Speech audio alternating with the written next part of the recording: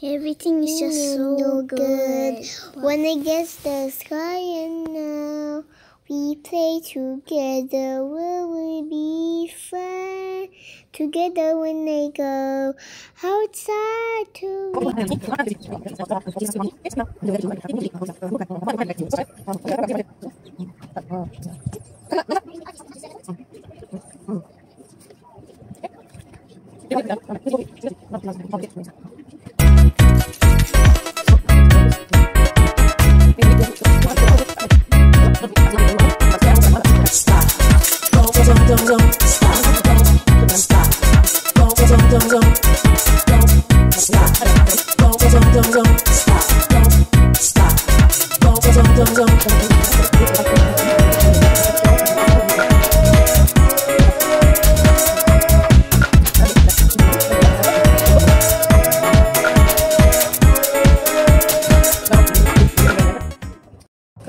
membebel.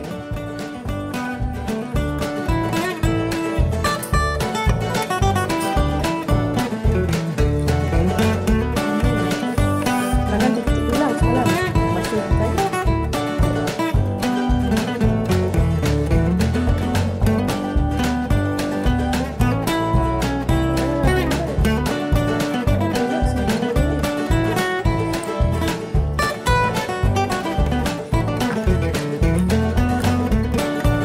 Alhamdulillah, semoga ada gulai.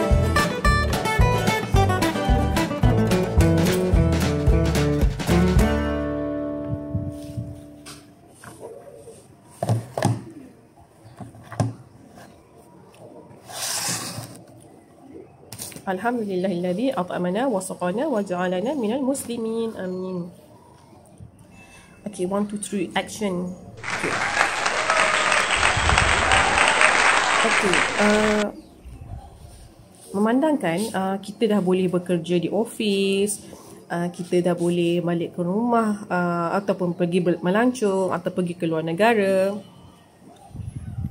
Kan, bolehlah buat apa-apa saja PKP ni, tapi kita kena ambil iktibar dari apa pengajaran yang kita dapat ketika berlakunya apa.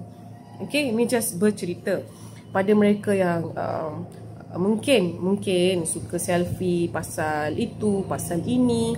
Mungkin diorang kurang selfie sebab bila kita dalam keadaan ketakutan, kita akan lebih banyak lagi berdoa, lebih banyak lagi mendekatkan diri dengan Allah. Itu adalah antara hikmah-hikmah dia. Okay. Sebab manusia ni, jika Allah tidak kata ada neraka dan Allah tak kata ada dosa, Allah tak kata ada siksaan, mereka ni hayal. Begitu juga dengan kehidupan kita. Kalau kehidupan kita ni orang kata smooth ataupun tidak ada dugaan, kita pun tak menangis, kita tak merintih dekat Allah, kita tak merayu dekat Allah, kita tak telefon kata suami kita dengan kerap ke, isteri kita dengan kerap ke, mak kita dengan kerap ke. Disebabkan kerisauan kita tu, Allah menyambungkan kita punya silaturahim dengan lebih erat. Kita pandang daripada perspektif tu juga. Untuk apa? Kita bersangka baik. Untuk kita bersangka baik. Okay? Dan yang antara kebaikannya apabila berlakunya pandemik ni, kita duduk di rumah. Maknanya kalau suami dulu bekerja ataupun isteri dulu bekerja, mereka duduk di rumah. Dan mana yang tidak ada pasangan, mereka mungkin tinggal bersama parents, mereka duduk di rumah. Maknanya pukul 8 sehingga 5 sebelum ni masa mereka berada di office, tapi 8 hingga 5 tu Allah bagi bersama keluarga.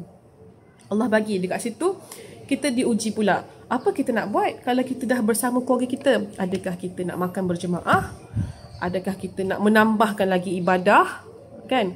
Sebab perkahwinan ni adalah salah satu ibadah besar, ibadah panjang, ibadah yang kalau 50 tahun kita kahwin, 50 tahun itulah ibadah. Sebab itulah syaitan, kerja dia adalah untuk menggoda anak Adam dan anak Hawa ni supaya mereka ni tergelincir. Sebab satu, sebab apa? Sebab mereka ni, iaitu tentera-tentera mereka ni, yang diizinkan oleh Allah menguji kita. Mereka akan uji kita, mereka akan meletakkan warna-warni dekat wanita dekat luar sana tu. Walaupun mereka tak cantik, kenapa mereka nampak cantik? Sebab dah dihiasi oleh syaitanir rajim. Na'udzubillah minasyaitanir rajim. Okey. Sebab tu Allah bagi kita akal. First, kalau kita rasa macam macam cantik je, macam best je kan, kalau aku kahwin dengan orang tu, kenapa lah aku kahwin dengan orang ni? Okey, kita beristiazah. Kita a'udzubillahi minasyaitanirrajim. Bismillahirrahmanirrahim. Sebab hanya Allah saja yang boleh membantu kita. Kita hanya berikhtiar dengan istiazah, kita berdoa, kita minta tolong suami kita doakan kita, isteri kita doakan kita, anak-anak doakan kita, ibu bapa kita juga kita minta tolong dia doakan kita. Okey. So kita tak boleh bergantung semata-mata pada luaran. Maksudnya kajian ya, ni kajian bukan saya ya. Kajian yang dibuat statistik di Malaysia ni, kenapa kadar penceraian tinggi juga, salah satunya adalah kewangan. Dan bukannya sebab paras rupa. Dan bila isteri tu dah bukan sebab paras rupa isteri tu katakan dah beranak macam ni tak. Salah satu terbesar juga iman. Kalau iman kita, insya-Allah ketakwaan kita tinggi, rumah tangga kita, keuangan kita macam mana pun, isteri kita kecantikan dia pudar ke, menyerlah ke, suami kita punya kekayaan dia orang menurun ke, menaik ke, kita masih lagi ada rasa, orang kata, sayang, kasih. Sebab apa? Sebab kita takutkan Allah. Dah jadi macam ustazah, sebab kita takutkan Allah. Apa terjadi kalau suasana tu tak ada dalam rumah? Maknanya kita ni banyak lara. Sembayang, tapi kita tak tahu apa yang kita first kita tak tahu. Kita tahu kita sembah Allah, tapi kita tak tahu macam mana kita nak merasai kehambaan tu. Kita nak rasa kehambaan tu.